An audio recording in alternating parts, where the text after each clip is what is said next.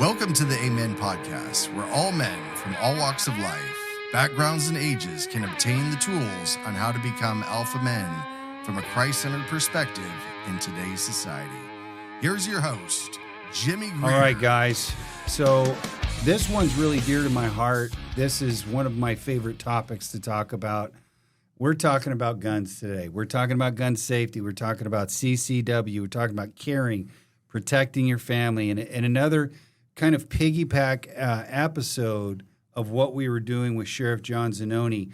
This is going to be the flip side or the other side of that coin that we want to look at, get you guys those tools to really make those decisions. Do I want to carry? Should I carry?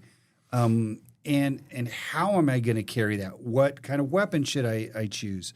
Those sorts of kinds of questions that we're going to come into and get into some other questioning as well, some scenarios so that you'll have that practical everyday kind of information that's going to make you really tactically ready. It's going to make you situationally aware. Those are the kinds of things that we're looking to do today.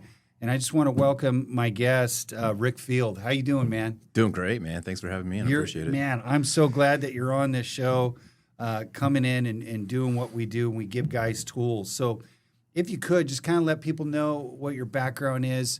Where'd you grow up at?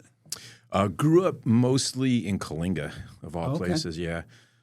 Small farm community, riding dirt bikes, 10, 11 years old, grabbing a 22, going out with a bunch of friends and shooting rabbits out in the oil fields, that type of thing. So, yeah, needless to say, there wasn't a lot of, gun safety that was practiced back then. But, it was the 70s and the 80s, so it kind of was what it was. So, but that was my first introduction to firearms. My dad being a law enforcement individual as well. Yeah, he spent 35 years as a cop, too. So Sheriff or PD? He was Highway Patrol. Oh, Highway Patrol, okay. Yeah, all right. Yeah. And he was stationed over in Coalinga. That's what put us over there. Okay. And then about halfway through high school, moved over to Clovis. My dad came over, started working out in the Fresno office. Obviously brought the family over with him. Excellent. Did my last 2 years at Clovis High. Played football, that type of thing. That was a huge jump going from Coalinga High School playing football to Clovis High School playing football. It was, from 40 kids on the team to 120 kids on the team and that type of thing. So anyway, after high school, I joined the military, 17 years old, joined the military and went on delayed entry. Went in as a combat medic. So what branch? Army. All right, so you went in Army. Yep, okay. Yep. Wow. Initially, I was going to be an MP, try to follow my dad's footsteps, that type of thing.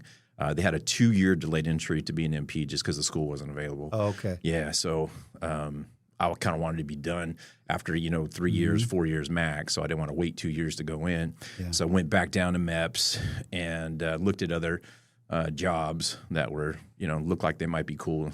What year was that? That was 1989. Okay. Yeah, 1989. Right. Okay. Graduated 88 and went into the military in 89. Okay. So, yeah. So we're right around that same bracket. I was 89, you were 88. Yeah. Right. So, awesome. Gotcha. Yep. So, went in, shipped out in January of 89 and did a few years in the military, combat medic. My first tour was over in Korea, 121st Evac Hospital, and then came back over stateside. I was at Fort Polk, Louisiana, 3rd to 6th Mechanized Infantry. And, so that was... They didn't stick you in airborne at all or anything like that with the medic background, or is that just not the direction you wanted to go? It wasn't the direction. I was not ready at that time to do anything really high speed. Okay. I was cool just doing the infantry and, that type of stuff. So I didn't really have the mindset at that point. You know what I mean? I developed a warrior mindset later on in my law enforcement career when I went into SWAT and did some operational type stuff. Did? Then, yeah, nice, yeah,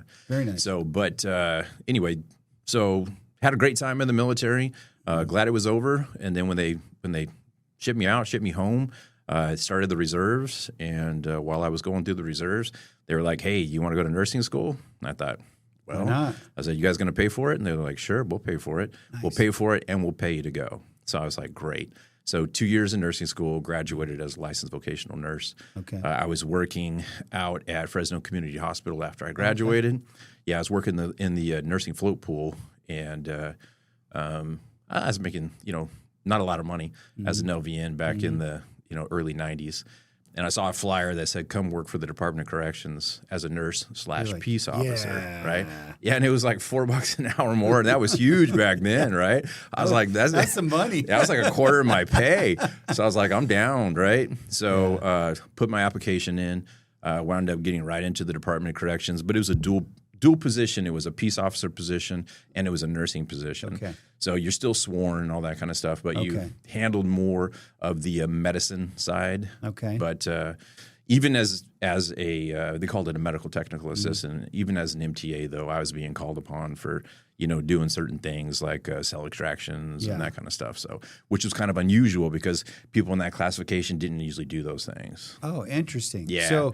So because you've got the medic background, if you've got a situation where you're going to do an extraction, we know that that's like one of the most dangerous situations you can be in a prison is when you got to do the extraction because you got bodily fluid type stuff flying at you. You've got weapons that they're forming. Yep. Trying to get past you and get past the barricades. And if somebody gets cut, somebody gets damaged, you got to be there on site to obviously offer medical aid. Yeah, but I was usually like the second guy in, so I wasn't really doing the medical aspect. You were a breacher. That was like, hey, you got to step up and do that badge thing now. Yeah. So I was a bigger guy, worked out, so they're like, hey, get filled over here. He could either be shield man or be second guy in or something like that. So, but the longer I stayed in the department, the more things started coming my way that were not really medical related. Okay. So I was having like supervisors reach out to me and say, hey, you need to give up the medical side, come over full-time custody. Gotcha. And which I wound up doing, wound up promoting to sergeant. Great. And I was at an institution as a sergeant for a while. And then from that point, from sergeant all the way through associate warden, I was full-time custody. What prison were you in? I was in 7 different prisons. Wow. Yeah. Were you ever a Soledad at all? No, I was never a Soledad. Okay. Yeah. I spent most of my time at Corcoran State Prison. Okay. Yeah, Makes sense. Did 7 years at Corcoran, and then I think I did 5 or 6 years at Kern Valley. And most of my time, 17 years of my 27 years, was done in high security prisons. Mm. Yeah. And then in 2020, I decided to retire. I turned 50, and in 2020. Why not? Yeah, well, it was that thing where I was going to break even on my paycheck, so why keep going to prison every day? Right. Yeah, and it wasn't as fun as it used to be. At 50 years old, yeah. And I was an administrator. Things change. Things change. I was an administrator, and every day seemed like it was 10, 12 hours with the drive and all that kind of stuff. Just gets old. Yeah, on my gym days, I'd wake up at 4 o'clock in the morning. I was at the gym by 4:30, 4:15. Working out for an hour and a half, going home, shoving food down my face, trying to get in the car to, rush to the prison so I could be at my first meeting at 8 o'clock in the morning. And for the last, probably for 12 years, the commute was at least an hour and a half for me one way. Okay. Yeah. So, yeah. Corcoran, not that bad, but, in the fog, 43 was bad. Oh, yeah. Yeah. Yeah, you're going to get locked up every time. Right. Yeah. So after I retired in 2020, and it was right around when COVID hit, and weird things were starting to happen in the prisons anyway, and I'm like, nah, I'm not sticking around. Yeah. So I started my own business. Actually, I started my business a few years before I went into retirement, and that was kind of my segue. Was I was trying to prep myself for retirement by getting my business going, all right, which is Freedom Firearms Training. So you're setting that up. Yeah, I'm setting it up. Okay, good. Yeah, so I actually had a dealership too, a firearms dealership, and I was running. Oh, you did? Yeah, I was selling firearms for several years, and then. Did you have a shop, storefront, that kind of thing? I did. It was out of my house, and the city of Fresno decided that they didn't want to allow that anymore. So they said that because they did used to allow that. They did. Yeah, they sure did. Mm-hmm. Yeah. But about 2 years ago, I got notification from the city that was going to stop. Mas. Yeah, they're not going to allow that anymore. So I stopped selling firearms and then started doing the firearms training full time, which I was doing firearms training even back then. Oh, really? Yep. Okay. But and by the way, I became a range master in 1999 with the Department of Corrections. Nice. Yep. And then went into the SWAT program in 1996. And so I keep calling it SWAT, but our version of it was CERT, Special Emergency Response Team. Yeah. Yeah. So became a sniper, got sniper certified while I was with the CERT team. And where did they send you to go get certified for that? It was over on the coast, Camp Roberts. Oh, yeah, okay. Camp Slow, that whole area over there. Yep. So, but then I went through a few other sniper programs after that. I trained with Ron Fagoldi, who was the FBI sniper trainer. Okay. Yep. So I trained with him over in Concord. Okay. He was traveling around doing, different training sessions, things of that nature. So I took his training session, and then there were 2 Navy SEALs that had retired, and they opened up their training program, and they were. Of course they did. Yeah, exactly. That's what they do, right? That's what they do when they retire. Guns. What am I going to do? I'm going to go be a trainer for guns. Yeah. Yeah. So I went through their sniper program as well. And then, that's a lot of fun. It was a lot of fun. It really was. Yeah. So, and then I went through a lot of different training programs with different training companies, HK, SIG, that type of stuff. While I was still. Oh, you did? Yeah. While I was still with the department. Now, were you an armor? Is what it was, no, or I wasn't an armor. just certifications, just as a whole? Firearm certifications. Okay. Yeah. Destructing different things, room entry packages. Okay. That kind of stuff. Wow. So a lot of SWAT oriented, type trainings. Yeah. And that was back when, money was available for that type of thing. So, I feel pretty privileged and lucky going through the 90s and the 2000s when I got put through a lot of that training. That must have been a lot of fun. A lot of people would say that as a, catchphrase term like CQB work, close quarter combat. Mm-hmm. And that kind of training, the average person doesn't have any idea of really how much discipline it goes into and how much trust and muscle memory that goes into that very specific kind of training. Well, to give you an example, room entry, right, on a SWAT. And you got a stick of SWAT guys that are right outside a door getting ready to breach, and breacher comes up, and, whatever tool he uses to breach the door, whether it's a shotgun or, whatever. Explosive, whatever. Whatever. Yeah. But you have all these guys lined up, and everyone's loaded, no safeties on at that point, right? Yeah. So it really comes down to trigger discipline. Yep. So trigger discipline and, full-on target awareness and situational awareness and, training. You default to training and stuff. And I was reading articles today on Delta Force just because I'm constantly, trying to educate myself. And, there's some great stuff that they got going on. So I try to mimic a lot of things that, come from the special operations world. Right. Because if you know firearms, and you do. Tactics are usually born in the special operations military world. Absolutely. And then they roll down to law enforcement. And then they get diluted. They do get diluted, for sure. They do. Yeah. But there's still a presence there of the original need and those types of things. And then it gets to the civilian world by law enforcement trainers that come out and train civilians to do things that are tactically sound. And, one of those things is an example, OODA, back in the day, the acronym OODA, Observe, Orient, Decide, and Act, that was huge in special operations, SWAT teams, and, that type of thing. And that was 20, 30 years ago or more. And since then, the acronym has changed. It's become something different, the newest, latest, and greatest version of OODA. Right. But I want to talk a little bit about OODA later on when we get a little bit deeper into situational awareness and that type of thing. So that is, gosh, I want to dive into that, but I want to hold off on it because that's going to be some good, interesting stuff. Let me ask you about this. So I want to talk about the discipline that we need to have in those kinds of situations. In respects to leadership. So, for instance, you have a lead guy. You have the breacher, obviously, whatever apparatus he's going to use to go in the door. You have that guy. But then you have the second, the third, the fourth guy. What people don't understand is that there is a formal set of leadership that people have to operate in, not only as a group, but individually as well. What would you say that you bring to that table of where your mindset is and how you lead people in that process to teach them these skill sets and help them to really understand, anybody can teach fundamentals, right? But I wouldn't say anybody. Well, trained. No? I've seen a lot of trainers not even understand, the fundamentals of marksmanship. Really? Yeah, truly. Okay. Yeah. So, and I don't want to step on your traffic there. No, that's fine. That's totally fine. I've seen a lot of trainers that shouldn't be trainers. You find it a lot on YouTube. People put out, false information, or absolutely they represent themselves as something that they never were, never could be, but they're going for clicks. So please, for all you out there, beware. Beware of who you're watching and who's providing information, and use common sense, because if it doesn't look like a good tactic, it's probably not.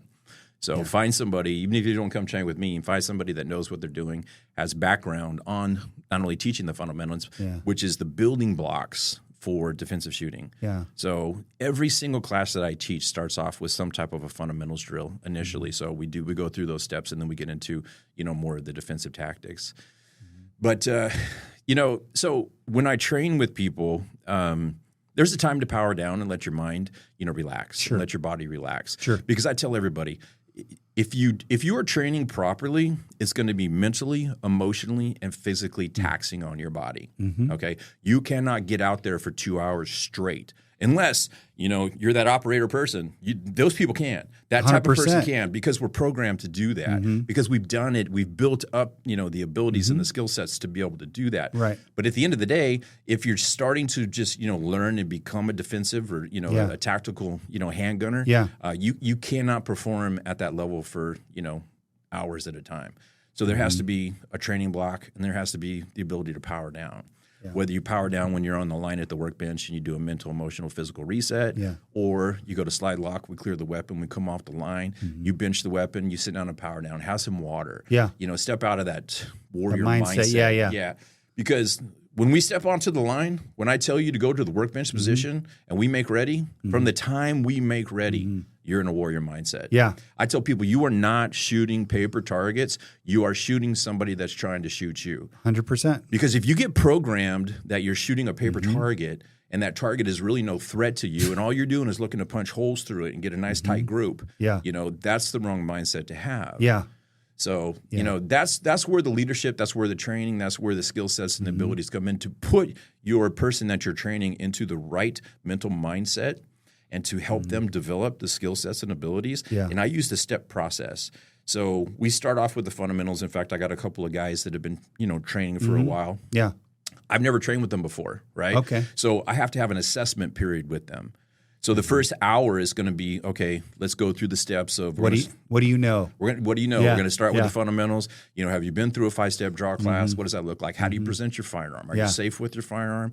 Those types of things. Yeah. And then once I develop a sense of what skill sets that person has, then I could develop a plan on how to do some training with them. Right. It's an assessment. That's what it ultimately comes down to. But before we step off of this topic, that's where a good trainer is able to recognize what that person's capable of and not train them beyond their skill sets to where, things start to get wonky. And by wonky, I mean unsafe. Yes, that's putting exactly your finger what I mean. on the trigger when it shouldn't be. Moving unstable or, just that type of thing. Shooting Swiping too fast. People. Yeah. I tell people all the time, I don't care how fast you can do a mag dump. Yeah. I really don't. Yeah. I care how what kind of hits you get on target. Right. You got to walk before you can run. Right. So show me you know how to shoot your firearm. Control the recoil. You know how to grip it. You know how to stand. You know how to sight it. You know how to do all that kind of stuff. And then we'll build up to shooting quicker, doing accelerated pairs as opposed to control groups, those types of things. So 100%. I absolutely support that. That's a mentality that I always step on the line when if I'm outdoors or indoors training. You have more freedoms when you're outdoors. Obviously, you can do different things, but the mentality is still that I do a warm up is what I do. So I get my gun ready and I'll throw down maybe 2 magazines just to kind of get the recoil going, get the juices flowing. But then there's the mindset of, okay, now when I'm going to do time drills or something draw, acquire target, all those things. Little stress, push. Walk and shoot, that sort of thing. To understand that, I'm not thinking like, okay, I'm just doing another drill. I'm thinking, are there multiple targets? Is there a person behind this other person? And how good is my trigger control to make sure that I'm actually hitting the target that I'm looking at, right? Yep. So that's the mentality that I personally have tried to work on through the years and go from a beginner gun operator to much more advanced. Now, am I saying that I'm advanced? No, I'm saying to better my skill sets. I think that, I don't want to leave this out because I never, want to leave this topic out of the conversation. And this conversation is, the first thing is I don't ever want to put somebody down. That is not my mentality. It's not my mentality to say everybody needs to get shot. Let's go to, guns. That's a lot of people's mentality, unfortunately. I want people to live. If that means that I can walk away from the situation, because I am a follower of Christ, and I don't want to put somebody down. Listen, your firearm is your tool of last resort. 100%. You got a lot more, or you should have a lot more tools in your toolbox. 100%. You should have verbal judo right off the bat. You know what I mean? So good. Talk yourself out of the situation. And by the way, if the only tool you have in your toolbox is a firearm, and you wind up in a defensive shooting, it's a very thin line between second-degree homicide and a defensive shooting. The things that come out of your mouth, how you perceive yourself. I tell people all the time, don't laser engrave the Punisher on your firearm. Yes. Not a great idea. No. And I tell people, every one of my classes, I tell them the same thing. I tell them, if you have a lethal force option, you should also have a non-lethal force option on you. 100%. Because I'd say, probably 90% of conflicts can be handled either with verbal judo, finding an avenue of escape, just leave, just turn around and walk away, right? Or use of pepper spray, right? Yeah, and pepper spray seems to be the most effective when it comes to a non-lethal force option, right? Yes. So there's a lot of things that contribute to mental mindset and understanding, but the one thing that I want to stress, very, very important, is do not get into an ego battle. Yeah. Because if you get into an ego battle and you are seen as the aggressor, you're going to jail. You're going to prison. Yeah. You're going to prison. Yeah. Jail first and then prison afterwards. Yeah, 100%. Yeah, because who the aggressor is, it will determine, at least in part, there's a lot of other factors as well. But if you were determined to be the aggressor, guess what? Self-defense is not on the table anymore. It's not. Yeah. Even in a Second Amendment friendly county where everybody, well, I shouldn't everybody, but a lot of people support the Second Amendment. Yes. But, don't be the aggressor. Don't get into an ego battle. Don't escalate something into a gun battle. No, that's a good word. The law of escalation. So a lot of people don't understand this. So you're at 0 and then you're matching that escalation that the person is. But all the time you're trying to de-escalate that situation. I'll give you a scenario.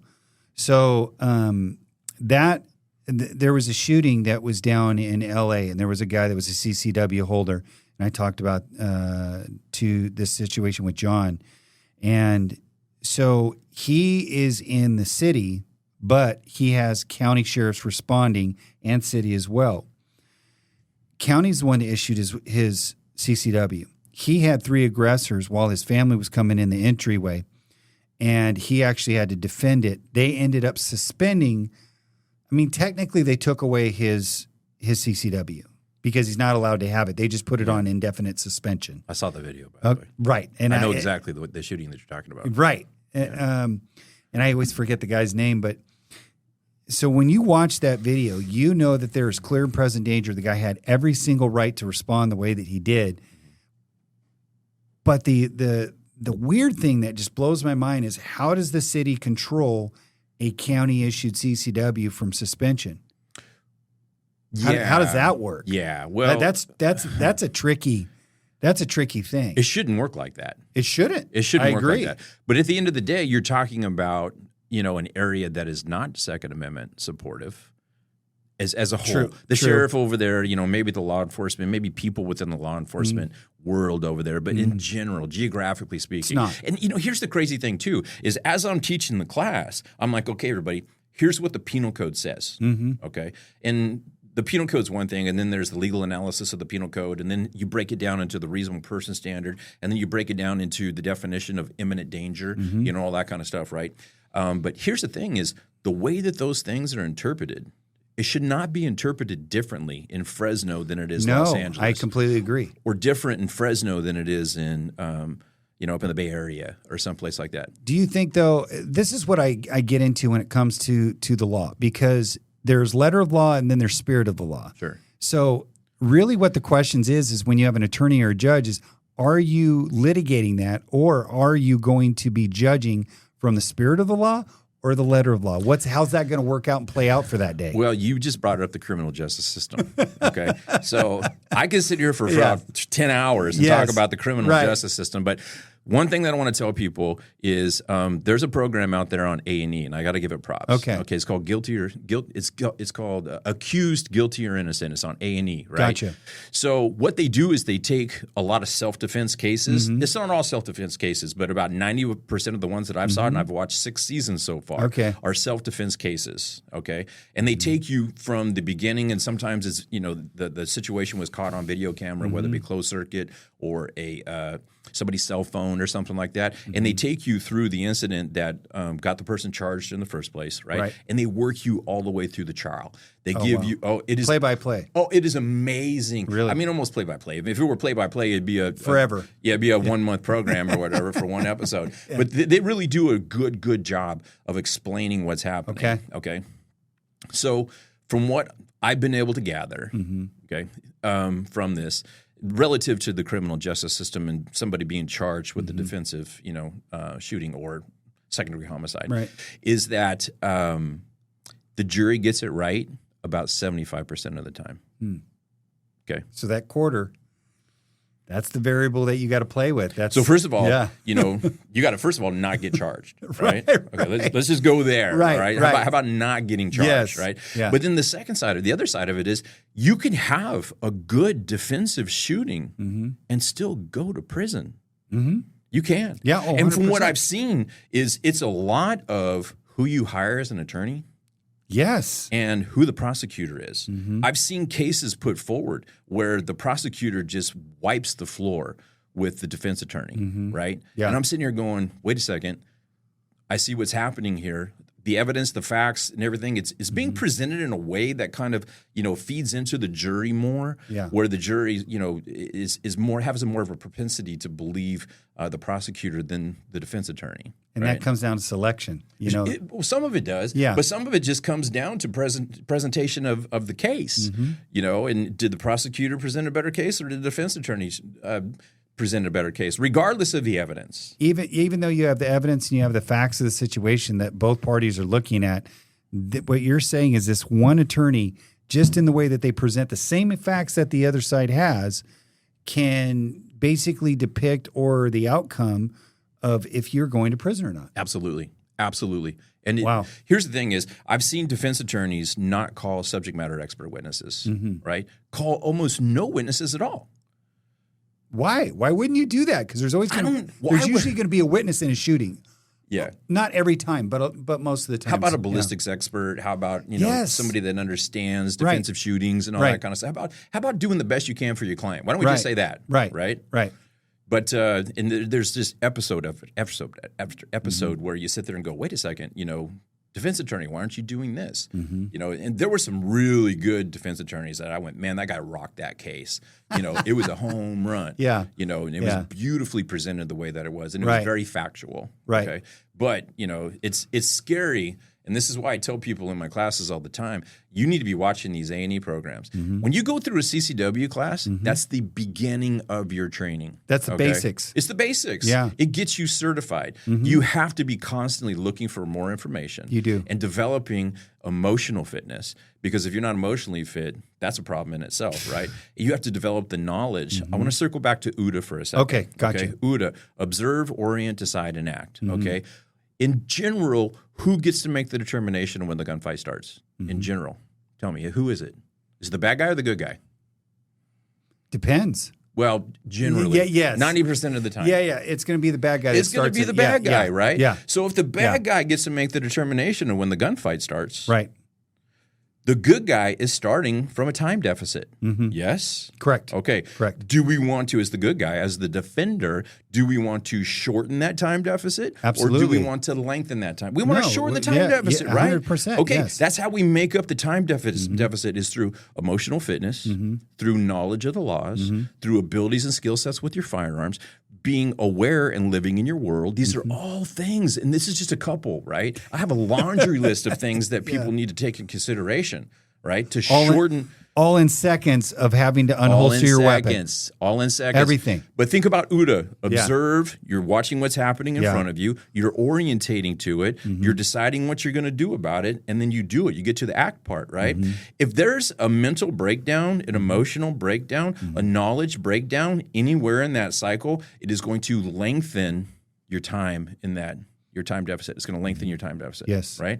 So you have to be constantly challenging yourself to educate yourself, to get out there with a trainer and to, be working on your skills and living in your world. These are all things that you have to do to shorten your UDA cycle, because if you make your UDA cycle longer, that's a problem. Here's another thing. Yeah. Okay.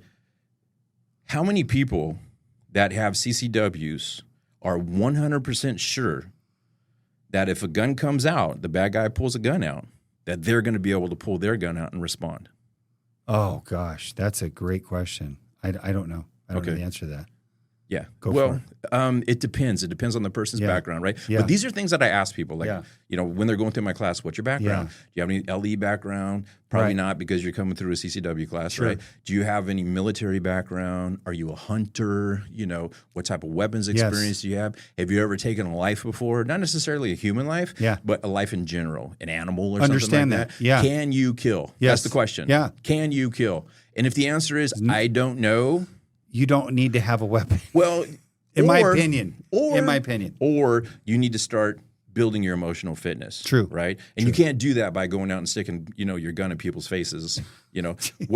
What you the way that you please don't do that. No. What you have to do is you have to educate yourself. Yeah. So I talked about the A&E program. There's another beautiful way to educate yourself out there. And it's called Active Self-Protection. It's a YouTube channel. John Correa is the host. Are you aware? No. John Correa is the host. Mike Williver, LE guy, co-host. What shows it on? Network it's on? No. It's YouTube. It is YouTube. It's a YouTube channel, and they have their own app. But it is a bunch of videos, whether it's officer-involved shootings, CCW shootings, homicides, and they break the video down step by step by step. Yeah. But you see, it is nice. But one of the things that you have to go through is you have to watch people die in these videos. Okay. People die all the time in these videos, right? So if you don't know if you can take a life and you start watching these videos, and during the shooting, somebody gets shot, falls down, starts to bleed out, if you have to turn away from your phone, or you can't, finish watching that, or, your heart starts racing so much that you get mental, clouded judgment, that type of thing. You need to watch more of those. You need to expose yourself to more of that stuff. So you start to, build the emotional fitness to know, if you were 50% mindset where you could draw your weapon and engage somebody in a lethal manner, after you watch some of those videos, after you train more, after you, become exposed to more of these types of things, right? Maybe you wind up, at the end 75% or 80%. You'll probably never be 100% because the 100% are the people that have, been involved in the situation and know how they're going to respond because they've had it military, those types of people. Yeah. Yeah. Because you're in that constant environment, and people don't really understand that. And I'll give you a couple examples. So I was in a CCW research class, and I'm sitting next to these two ladies having an open conversation. We've got downtime, and I hear the lady saying, when's the last time you shot your gun? And she says, oh, well, last time I certified. And I was like, what? Oh, it happens a lot. Why? I know it does. Like, why? It happens a lot. Why would you do that? Like, that makes no sense, right? You get in your car every single day and you transport yourself and your family, loved ones, to and from. What people don't realize is that is a muscle memory that you do on a constant basis, right? Yes. It is a practice thing that you do, and you don't even realize it. So I'm going to have the responsibility. I always call this, I refer to my weapon and responsibility as the nuclear bomb. When this thing goes off, lives are changed, everybody's impacted forevermore. There's no going back. That's it. Yep. That's the reality of that. It's true. And it's in seconds. People don't understand, like you said, the emotional intelligence and endurance that you have to build up to be able to comprehend the decision-making process that you have to make in those moments, and understand that I've done the right thing to the best of my ability so that I don't go to prison as a citizen, because they don't. You don't understand. The laws are different for law enforcement than us. That's it, plain and simple. They can claim, hey, by the way, I've got, stress of the job. There's a lot of different factors that they can actually claim that are a little bit shifted, a little bit slighted, a little bit different when you're inside of a courtroom and people are saying, well, why did you make this decision? Okay. But a citizen, you're held to a completely different standard than a police officer, in my opinion. Well, I want to clarify something. Go for it. Okay. Go for it. I don't disagree with the stress of the job in law enforcement. So I had a stroke at 43 and a heart attack at 48. Okay. Yeah. So I'm like. So we both have the heart. I'm the walking example of stress in law enforcement. Yeah. But at the end of the day, law enforcement's held to a higher standard. You don't get to, bring up PTSD as the reason why you shot somebody. You know what I mean? That's not a plausible defense on a lethal encounter. Shooting. Yeah. Yeah. So, and our cops are doing a great job out there, by the way. They are, 100%. Thank you for all the law enforcement that wakes up every single day and put your life on the line. Absolutely. Yeah, and you run towards the violence. You don't run away from the violence. And I appreciate you guys. And there is a ton. Thank you for bringing up the stress in law enforcement. There's a ton of stress in law enforcement. There is, without a doubt. Yeah. And I just a little background. I traveled around the country, mostly in California, but for about 7 years doing stress mitigation talks for law enforcement agencies. Gotcha. Yeah. Okay. So it was a big passion of mine. Right. Yeah. Still do it occasionally. Okay. But yeah. So that's my heart goes out to all of my brothers and sisters out there, whether you're working in prisons or you work in the streets. Absolutely. But you were 100% correct that, you again, it goes back to if you're not knowledgeable, if you're not skillful, because you're responsible for every shot that comes out of that gun, right? Absolutely. Every bullet that comes Yep. out of the gun, you're responsible for. Yep. Okay. And when you go through a CCW class, there might be a little tiny bit of stress because maybe the instructor's standing next to you as you do your qual, or maybe the other people's guns firing, might stress you a little bit. Yeah. But at the end of the day, if you're getting ready to get into a defensive gun battle, that level of stress is on a whole nother plane. Can we agree about that? Yes. So if you struggle hitting a target when Under you stress. are static and 10 toes on the line and under almost no stress, okay, go out and run, 200 yards, stop, do 50 push-ups. try to put rounds on target. And then try to put rounds on target. Yeah. That's going to be, a little more story. along the lines. Yeah. Even getting under a shot clock. Yeah. Get under a timer. Get yourself some stress. Yeah. And do this with an instructor, please. Of course. Don't just show up at a range Yeah. and go run around the building and then jump in there. You're probably going to get some people called on. Yeah. Some weird stuff might happen. Yeah. But yeah. So, again, thank you for bringing that up. Yeah. You have to train. If every 2 years is the time you go out and, shoot your weapon again, that's just not enough. It's not enough. I will say that you're more of a hindrance than a help. Absolutely. Yeah. Absolutely. Not only to yourself, but to the community at large. Your family, yes. Well, everybody. your family. Yeah. But they're all going to be impacted by that because. Yeah, maybe little Susie that's 10 feet behind the target that, you're aiming at. Yeah. But I will say this, though. I will say that by and large, not only in California, but across the nation, from what I've been able to see, statistically speaking, is that CCW holders are not a threat to society. No. By any means. No, because we're law-abiding citizens. Law-abiding citizens, and nobody's out there, vigilante type. I shouldn't say nobody, but from maybe somebody we're not aware of. You never know. But by and large, they're citizens, they're armed citizens doing the right thing. Right. Okay, and we're not hitting unintended targets, continuously and that type of thing. So no. Yeah, so I don't want to paint a picture that everybody that carries a firearm in a CCW situation, should is be that guy. Yeah, or that guy. There are those people out there, but it's certainly not everybody. It's not the norm. No. It's definitely not the norm. One of the things that I was showing people earlier. So this is my carry. It's Glock 21. It's 45. The only thing that I have done to this is put a grip on that. Yep. And so ultimately, what I've done is. So that the camera can see that, is that I have had no trigger work done on this whatsoever. I have not put any enhanced sighting on this whatsoever. This is typically what you would call a very plain Jane CCW carry. So it came with those sights? It did. Oh, Wow. with the night sights. Yes, correct. Sorry, you can't see that. He can see it. So the night sights, yes, they are on there. Okay. And so, Well, you put those on there. Yeah, yes, Okay. we did put those on there. Got you. But outside of that, one of the things that I'd learned early on in what my instructors had told me, anything that is going to make this more of from a legality issue is the more proficient I make this to in a litigator's mouth or their thinking is the more efficient I can make this kill somebody is the more probability that I'm going to go to prison. That was the perspective. Now, like you said, people that will put engravings, death to all or something like that, something crazy. You're Shoot putting them all, let God sort yeah, them out. yeah. Those sorts of things. I think that you're asking for some unwanted trouble, in perspective and perception. I won't say I think. I say I'll know. I know you're asking for trouble. Yeah. So, but this is the way that I carry because it's the way that I practice. It's the way that I train. It's my everyday. Yeah. And I know this is going to go into gun jail if I ever have to use it in a shooting.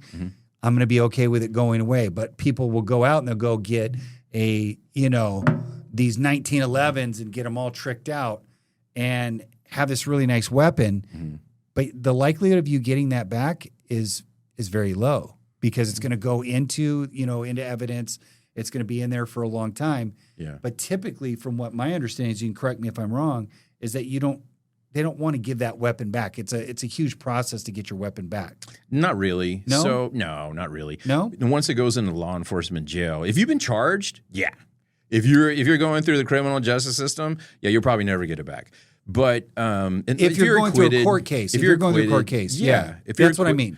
Oh, okay, that's what you mean. Yes, okay. yes. Not just you were involved, the investigation process, the investigation's No, going on. no, They no, took I'm your saying- firearm during the investigation. Yeah, no. Okay, yeah. You're having to defend your right to stay out of prison. Yeah, technically, the way that it's supposed to work is that once the case has been fully adjudicated, if you're acquitted or found not guilty, then technically you should be able to get your firearm back. And the way that works is you bring a letter from the Department of Justice. Oh, really? Yeah, you can do it. You can find the letter on CFARS. Okay. And CFARS is a program under California DOJ Bureau of Firearms. Okay, gotcha. So you go on there, you make an account on CFARS, and there's a link on there that says law enforcement release form. Okay. And you click on that, you fill out the information relative to the firearm, relative to you, and within a time frame, and it varies with the DOJ. You just never know.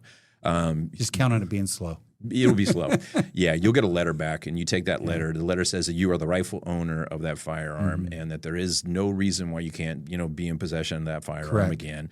The DOJ has access to CLETs and everything else to figure out that the adjudications happen as long as the court has reported that information It's to filed. the DOJ. In a timely manner. Then you'll be able to go and get your firearm back. That's good to know because I think that there's a lot of people out there, including myself, which I'm learning as well, that what we do when we go through this process where you actually have to defend your shooting that you're involved in to where it may go south, right? You may be in that situation where you'd have to hire somebody to say, listen, someone also told me and said that the way that you keep yourself out of prison is going to be it's going to come down to what your statement is. How well can you record what your statement is when you're in the position to actually give it, right? Yeah. Yeah. So a shooting happens, you're in the position, right? You've called 911. Yep. Walk somebody through that, what a person's response should be so that they know I haven't made any errors or mistakes in that process. Because I don't think a lot of people know. It's simple. Do not give a public interest statement. Okay. Don't talk to the police at that point. And what's your legal response that you would advise somebody to say?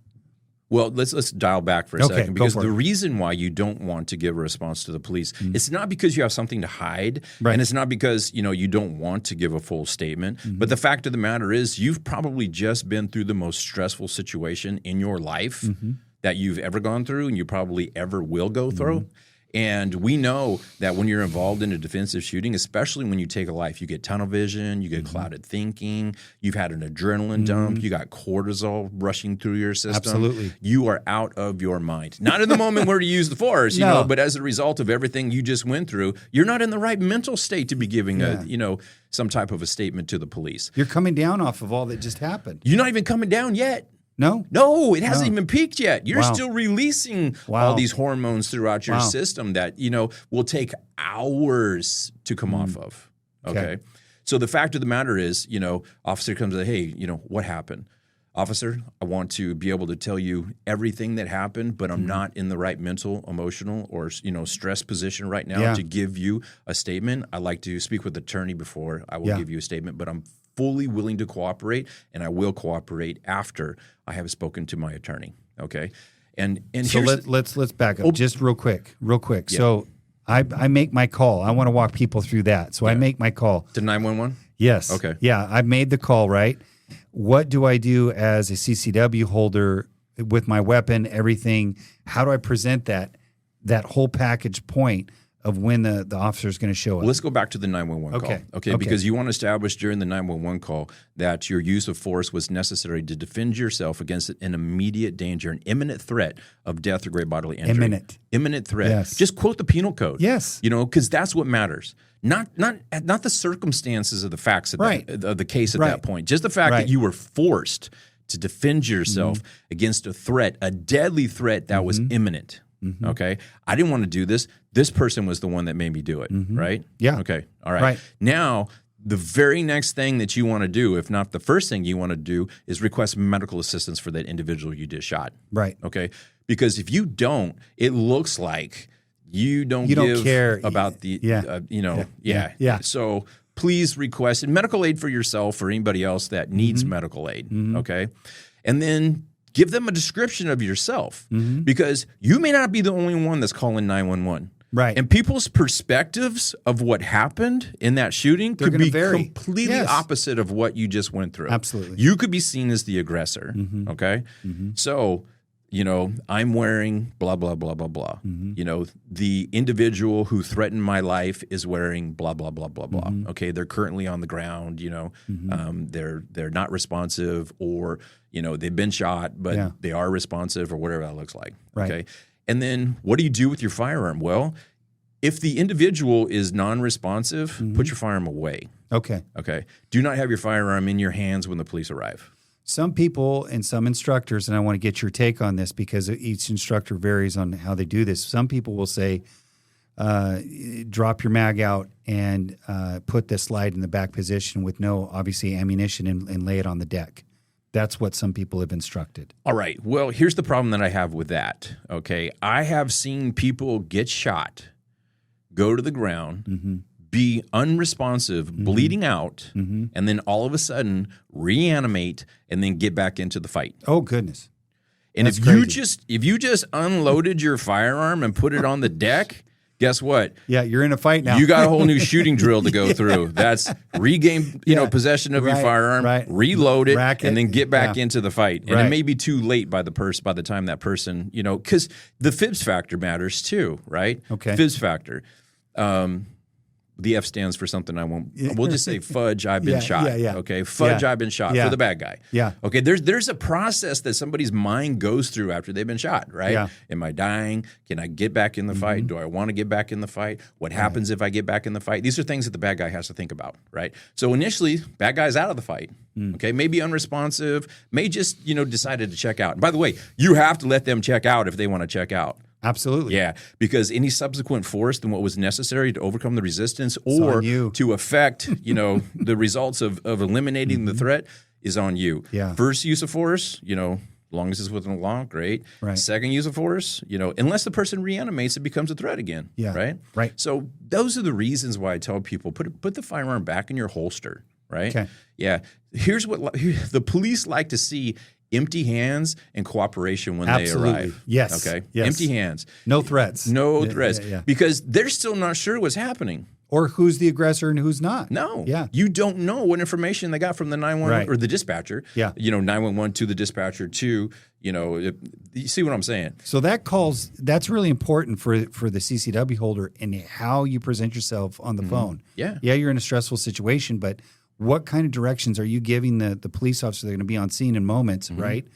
Especially with Fresno PD. The statement about, and I'm not bad mouthing Fresno PD, but the statement is around town is they never want to be left out of a gunfight. I don't know if that's the case, but that's been said. Let's just leave it at that. Okay. If that being the situation is, so if you have a quick response time and you don't have the proper information that goes to that dispatch and you're arriving on scene, you might become an unnecessary target because you didn't. It has happened. Yeah. Defenders have been shot. Yeah.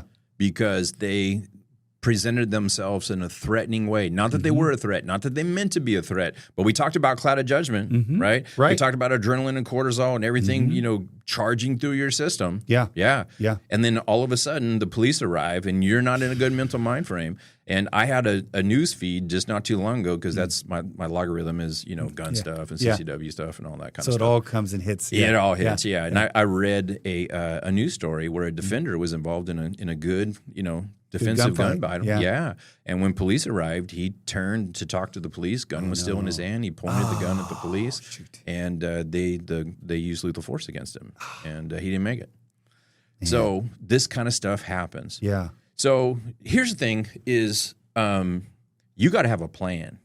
Okay. Situational awareness, whatever we're talking about, whether it's going out to dinner or going to a bank or, going somewhere. And let's talk a lot about that if we can. Sure. That's good. Yeah. Regardless of what it is, have some sort of a plan. Okay. Because if you go into a situation with 100% of a plan, but only 50% of it works, you're 50% farther down Still the better. road than you would have been if you went in with no plan. Exactly. You feel me? Exactly. Okay. The same holds true. You have to predict, you have to sit there and plan. What would I do? How would I present myself to, law enforcement if I were involved in a shooting? What would I say? And every one of my classes, I give them the same, speech. I give them to say, here's the steps that you say to 911. Here's the step that you say to law enforcement. Write it down. Put it in your wallet or someplace that is accessible if you are involved in a defensive shooting. Yeah. Because you may not remember anything that I talked about in class, but you remember that it's in your wallet. Right. Right? You pull it out and you read it step by step. Because you have your litigation insurance card that you carry for your firearm. You know where that's at. If you have it, yeah. If you have insurance, sure. Right, but most people, not everybody, but most people do. When you go through class, they present some insurance company that's going to come and offer you services and whatnot. Sure. Put that right along with it. That would make absolutely, total sense. Why wouldn't you? Yeah. Why wouldn't you? And if you don't have the insurance, grab. If you know somebody that does have the insurance, just take a picture with your phone of what that card looks like and what it says for you to do, and do it. Yeah. Yeah. Of course, you can't call the 1-800 number and request the attorney because you don't have the insurance. Right. But at the end of the day, it's a very, very good starting point. It is. I agree. Yeah. So let's talk about situational awareness. I think one of the biggest things, like when I'm out and about, and I don't know how you are, because you're probably your observance level is probably 10 times more than mine is, but just because of the training and the muscle memory that is there. The biggest thing that bothers me is people who carry their cell phones and, oh my gosh, and just, brother. That's like the number one thing. Like, I got the shirt that says be a hard target to kill. Okay. How do you do that? Well, first of all, you stop walking around at nighttime or by yourself in a situation to where you're doing this all the time. Yeah. Because you're not situation aware of anything else except what's right in front of you. Yeah. Meanwhile, people are watching you and watching how you get in and out of your car, or may even be watching what time you get off work. What particular work do you do? So those are the kind of scenarios that I try to tell people, don't walk around with this thing in your face all the time. Yeah. So I tell people, don't be paranoid, right?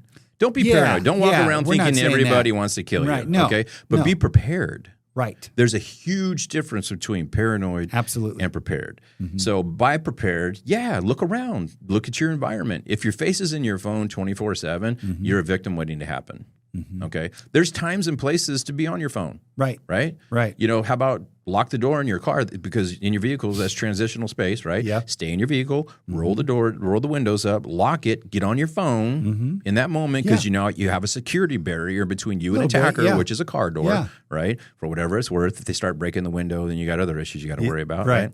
But at the end of the day, have a plan. Yes. So I'm going to look at my phone before I get out of the car, and then when I'm walking across the parking lot, I'm going to do a quick scan. As I go into the building that I'm going into, I'm going to do a quick scan. Yes. I'm going to look for the exits. I'm going to look for anything that could be used as cover versus concealment. People don't know what that is. Well, okay. Concealment is anything that can hide you from an attacker. Cover is anything that can protect you, such as gunfire from an attacker, right? So look for cover, and if something does jump off in here, that's cover right there behind that desk, behind that wall, wherever that looks like. That's where my exit strategy is going to be. There's 2 exits in the back of the building, 2 in the front. I don't want to be too far away from either one of those exits. Absolutely. That kind of stuff, right? So it's vigilance, it's being prepared, don't be paranoid, and it's putting yourself in a position to win, okay? So if you have so many things going against you that, you don't have a plan, you didn't think things through, you're not living in your world, you're violating the rules of stupid. Do you know the rules of stupid? I don't. You don't? Don't be in stupid places, doing stupid things with stupid people at stupid times. Okay? Or don't do stupid things to get stupid prizes. Or that. Sure, a little different, but kind of the same. Right? Yeah. Listen, the more rules of stupid you violate, the more probable something stupid is going to happen to you. Yes. So it's those types of things. It's being the right thought process and have a good head on your shoulders, and your head should be on a swivel. It doesn't have to be 24/7, but it should start. I look for pre-attack indicators. Yeah, I do. Yeah, I look for pre-attack indicators. But that's what you trained yourself to do, though. Correct? Absolutely. Absolutely. Yeah. I always ask in my classes too, in my CCW classes, somebody give me an example of what a pre-attack indicator might look like. Okay. I get a lot of blank stares. Yes. Okay. Yes. And then I'll get someone, body language. Okay, what about body language? And then they'll kind of explain, they're constantly looking around and, sure, they're looking to see potential witnesses out there, what's their environment. Because the bad guy, if they're more prepared than you are, that's a problem. Yes. Right? Yeah. Yes. So I look for, certainly those types of things, balled up fists, people blading out, people staring at me hard, constantly, that kind of stuff. Yeah, which it may not mean that they observation. They may not want to attack me or anything like that, but it's somebody I'm going to kind of keep my eye on and glance at every once in a while. Because they could be an aggressor. You don't know. They could be an aggressor. Yeah. So I'm at an ATM machine. Okay. Super common. Yeah. And this is out on the west side of Fresno. Okay. So nothing against the west side. Just what happened. This one happened. Is what it is. It is what it is. That's where this one was Yeah. at, right? So the bank is closed. I'm at the ATM machine, and car pulls up, and it's a old Duster, right? Sure. 2 guys get out. I'm sitting there going, poof, right off the bat, tingly, spidey senses going off, all that kind of stuff, right? So I'm watching because the ATM has a mirror above me, and I'm watching, and the one guy circles around behind me, and he takes a kind of a bladed stance behind me, right? Okay. So I'm thinking, this is weird. Yeah. Right? Right. So I don't want any part of this. So I cancel my transaction. I put my card back in my wallet, and then all of a sudden I see the guy make a movement to advance towards me. Okay. Right? So I'm armed, right? Yeah. So I start my draw. As soon as I start my draw, keeping the firearm down to my side and not exposing it because I don't want to be, assault with a deadly weapon. I forget what it's called. Brandishing. I don't want to brandish. Anything like that. But I also don't want to be the last in the gunfight. You know what I mean? Absolutely. Yeah. So I'm not brandishing. I'm keeping it down to my side. And as I start to turn with my firearm down at my side, he takes off running. Oh, okay. He never even saw the firearm. Right, so I know it wasn't the firearm that made him to run, but he reaction. recognized that I'm on my I'm on my game. Yeah, he took off running. They jumped in the Duster. They pull out of the parking lot, and the driver gets on the gas and goes sideways coming out of the parking lot. So I'm thinking. So that you realistically you avoided the threat. Absolutely. That's the way I saw it in my brain too. That's what it sounds like. Yeah, but at the end of the day, if I hadn't been looking in that mirror, if I hadn't been aware of my surroundings, if I wasn't, feeling that presence at that time, who knows what would have happened. Yeah. Would have been robbed for sure. Yeah. At the very least. Well, so I'm glad that you brought that up because there's different banks that are through the Palm area, right? Mm-hmm. Okay. Now you wouldn't think it's a dealership, it's a higher end per se area, right? But let's say you're doing banking in the evening through there, right? Mm-hmm. But there's a lot of homeless, there's a lot of transient people that run through there, right? So I always tell people, like, if you're going to go and do a nighttime transaction, there's nobody there, pull right up to the ATM. I don't care if you're blocking 3 stalls. Put it to where your door is actually open to the ATM machine.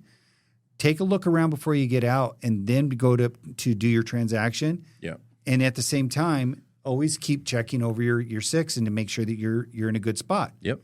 Then once you do that, then you can come back to your car. But even when you're coming back to your car, now you've got cash on your hand, right? Yep. So you still need to be aware. I mean, the game's not over.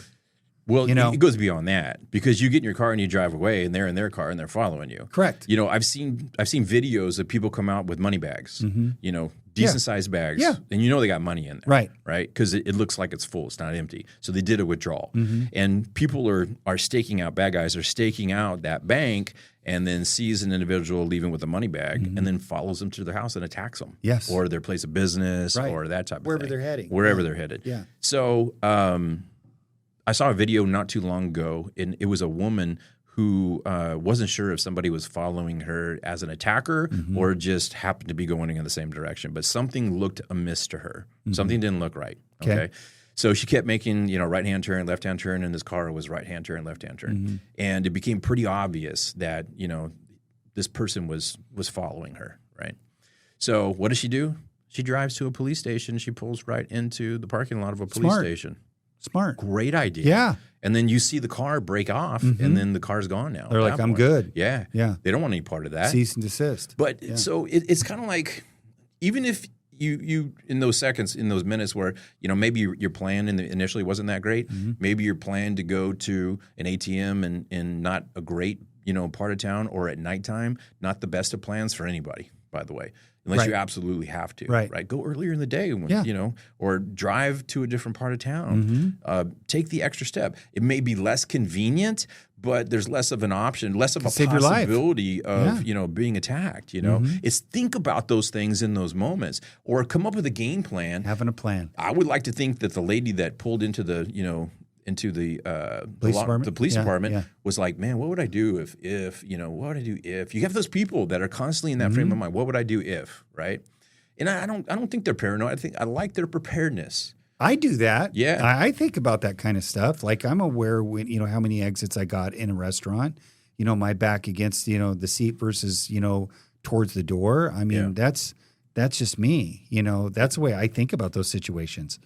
And I can't remember who it was that said this, and it might have been multiple people, commanders, people who are in charge of men and sending the war, is they say the minute that you step off base, you're at war, is what they say.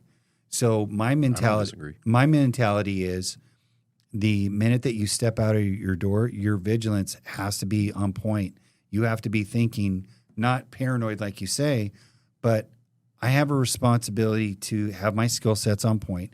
I have a responsibility to my family, my friends, whoever I may engage in that day. In the event that I'm left with no other choice, but I do have to draw my weapon, can I make all of those visible decision-making processes that I've been trained in or that I've trained myself in to be able to say, I did the right thing in that moment?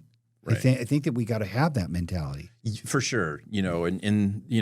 Then on top of that, it's, do I have the right skill sets to come out on top? Absolutely. And do that's the where right you thing. come into play. Well, I'd like to think so. Yeah. So, the first question is this my fight? Right. And if it's not your fight and it's a third party engagement, it's like, you don't have to make it your fight.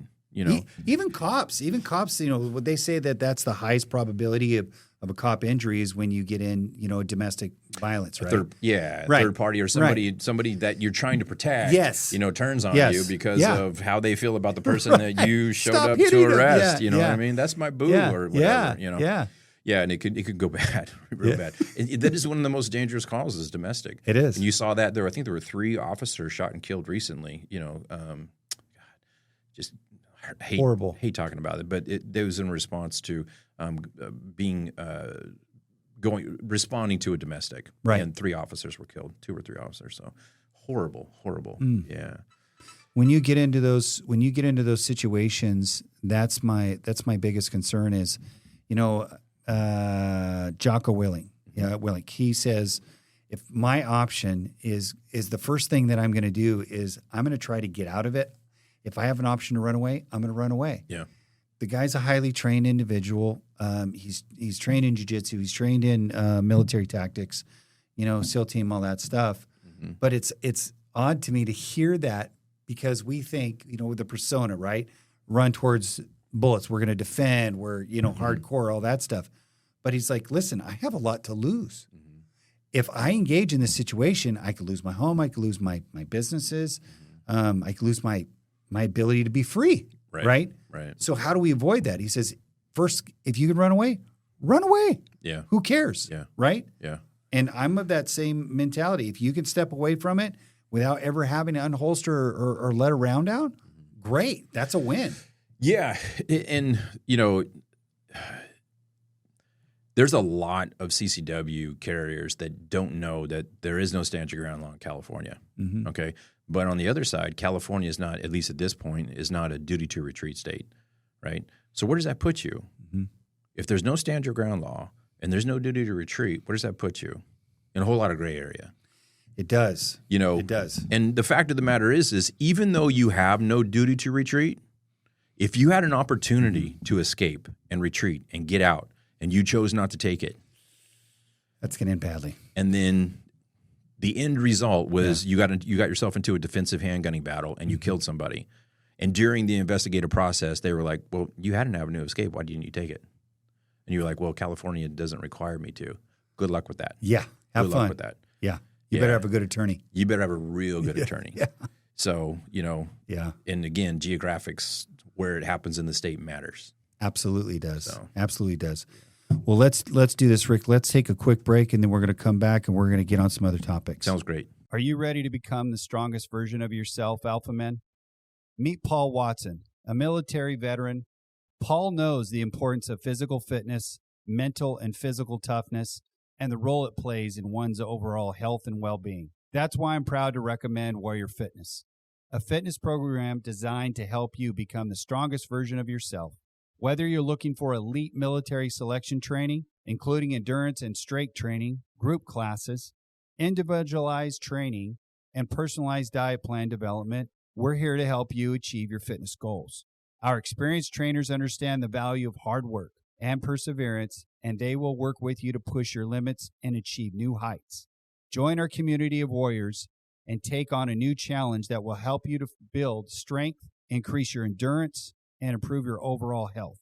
With Warrior Fitness, you'll discover a new sense of discipline, resilience, and pride. Sign up today and let's take on the challenge together. Check them out at their Fresno location at 8039 North Cedar Avenue, Fresno, California, 93720, or on the web on Instagram and Facebook, or if you want to just give them a call, go ahead, 559-242-2570. Stay alpha. All right, everybody, welcome back. I know that it was a great session that we had, but what I want to do is now I want to step into really promoting Rick Field, what he does, what he specializes in, and how he gets it done, how he builds the skill sets, the disciplines, the mentality behind this. So, Rick, if you could, just go ahead and give us a real good, thorough plug where what you do, what services you provide, and how people can find you, if you don't mind. Sure. So I do all types of firearms training, not just handgun. Okay. I do carbine training. I do tactical shotgun training. I do long-distance rifle training. You want to learn how to shoot 1,000 yards or past it, great. Mm-hmm. I can help you get into the equipment that's required to do that. Okay. Not only that, but the equipment like carbine equipment, holsters, just tactical gear in general. So definitely can help out with that too. Okay. But listen, I don't just train tactical people. I train everybody from entry level who's just learning how to shoot a firearm, never shot a firearm before, wants to learn how to shoot. And you don't even have to own a firearm. I can provide everything. Oh, wow. That's nice. I provide the firearm, the hearing protection, the eye protection, the ammunition, the gun range, all that kind of stuff. All you got to do is show up. Okay. And then we start off with 45 minutes of doing fundamentals walkthroughs. Excellent. Yeah, I use an instructor's pistol, which is an inert pistol. It's like a Glock 19 replica. And then I go to a SIG 320 replica. That's a laser gun, and we do a little bit of trigger reset. We do some, finding of the sights. We do trigger pull, and it projects 2 lasers on the target. So we get quite a bit of fundamental work in before we even go hot. And then I'll do a demonstration, show the fundamentals of marksmanship, how they work, how they employ, go over my range commands multiple times so you get a good feeling of what that is all about. And I just teach comfort and confidence. The fundamentals with comfort and confidence. You put that combination, into the hands of a gun owner or somebody who's trying to, become a gun owner, and you have a responsible, gun owner at that point. Teach them the safety aspects, how to manipulate the firearm appropriately, all that kind of stuff. So, and then we just work up from there. So we start with the fundamentals. Well, if it's somebody That's that the has basis. Yeah. If it's somebody, I have a couple people that retired, law enforcement that, haven't shot that much. They want to come train with me. So, they're like, hey, treat me like a beginner. I'm like, well, let's, we'll do an evaluation and see where you're at. Because I don't think we need to go all the way back to the fundamentals, but we might, Yeah. So just that. And the fundamentals of carbine, the fundamentals of long range shooting. Yeah. So kind of all across the board, everything firearms related. And here's the thing about firearms, and it's very similar to if you train with open-handed skills, right? Okay. You've probably heard people say that if you train with open-handed skills, whether it's Brazilian Jiu-Jitsu, boxing, whatever, 6 months of training is going to get you better than 80% of the people out there. Absolutely. Right? Yes. It's the same thing with handgunning. Yes. 60% or 6 months of training is going to get you better than the majority of the people out there, right? Agreed. But don't stop with that. Keep going, whether you train with me or somebody else. So what we know about handgunning, especially defensive or tactical, is this perishable skill set. Even the fundamentals of marksmanship is a perishable skill set. So you need to have refreshers and that type of thing. So you can find me on the internet. You can find me. I have Facebook. My Facebook is I'm under Rick Field, and then my business page on Facebook is Freedom Firearms Fresno. Okay. My Instagram is Freedom Firearms 2024. Okay. I do have a website. My website is Freedom Firearms Fresno, and there's a contact click on there too. Okay. Yeah, where it goes right into my email. But my email is freedom-firearms@att.net. So you can reach out to me there too. That's outstanding. Yeah. That's good stuff. So believe me, I'm on Google, my Google review page. I have, I think 70 5-star reviews right now. Okay. Yeah. So nothing less than a 5-star review. And listen, if you want to find a good instructor, look at their Google reviews. Okay. Okay. And read what people are saying about that instructor. And if it seems to match what you're looking for in an instructor, then that's your person. Yeah. Whether it's me or somebody else. Right. So you have to be comfortable and confident with the instructor that you're training with. Do you ever teach any medic or any response? Because that's another end of it too as well, which people don't realize. Can you do a tourniquet? Do you know how to apply that? Right? Some basic. Do you do any of that at all, or do you stay away from that? Outside of, because I'm not sure if I mentioned it or not, but I work at Fresno City College at the Police Academy. Okay. And we do. No, we didn't hear about that one. You didn't hear about that? Yeah. Okay, so I teach out there. I teach the firearms portion, and we do a lot of not a lot. We do some training out there on application tourniquets. How an officer can treat themselves in the field if they get a gunshot wound, that type of thing. Yeah. And when I'm on the range, I always have a tourniquet on me, and I always have a gunshot kit. That's sad that you have kit. to, but you do. But you it's the fact of the matter. My insurance even requires it. So yeah, so it's always around. But outside of that, I probably should, thank you for bringing that up, teach a course like that for, defensive handgunners. Because it makes a lot of sense to have some level of a trauma kit. It's another skill set. Something that's on your person. Yeah. There's a lot of people out there that carry them. I have one on my pack. I carry it wherever I go. You never know when you're going to need it. You just don't. You don't plan. Yeah. Sunday at 3:00, I'm going to use it. You don't know. Yeah. You can always make hasty, tourniquets and that kind of stuff, but sometimes they work, sometimes they don't. Yeah. So, yeah. And pressure dressings, sucking chest wounds, sometimes you just don't have the things around that you need to be able to treat those types of things. So Agreed. It does kind of make sense to have an aid bag with you. Yeah. And you know what? That's just going to make you Or in your vehicle. that more proficient as a shooter, because it gives the other side of the coin a responsibility. Yeah. If I'm shot or another person is shot, that's It goes a long way with the jury too. If you're involved in a defensive handgunning battle and you apply some type of medical aid, and you're not required to, but it may go a long way with the jury. So yeah, because you're not this bloodthirsty killer with a handgun. Right. You're actually trying to protect life and save life, and unfortunately, that person ended up on the end of your muzzle. Right. So that's the way it goes. Man, there's so much more. I mean, we might have to do a round 2 on this. To be honest with you, that was pretty good. I'm down for round 2. Man, I appreciate you, Rick, coming out. Thank you so much, man. It was such a good one. I enjoyed it. It was so good. Again, guys, look for us, on all our platforms, wherever you get your downloads at. Please, if you are interested in CCW work, gun training of any sort whatsoever, please contact Rick Field and look him up and give him a shot. Okay. Thank you for that. Yeah, no, without a doubt. Thanks again. Until next time, guys, as I always say, be a hard target to kill. Okay. All right. We'll see you. Hey, Alpha Men, if you're enjoying the show, check your comms and look us up at amenpodcast.cc, where you can find all of your favorite shows and new releases. Stay alpha.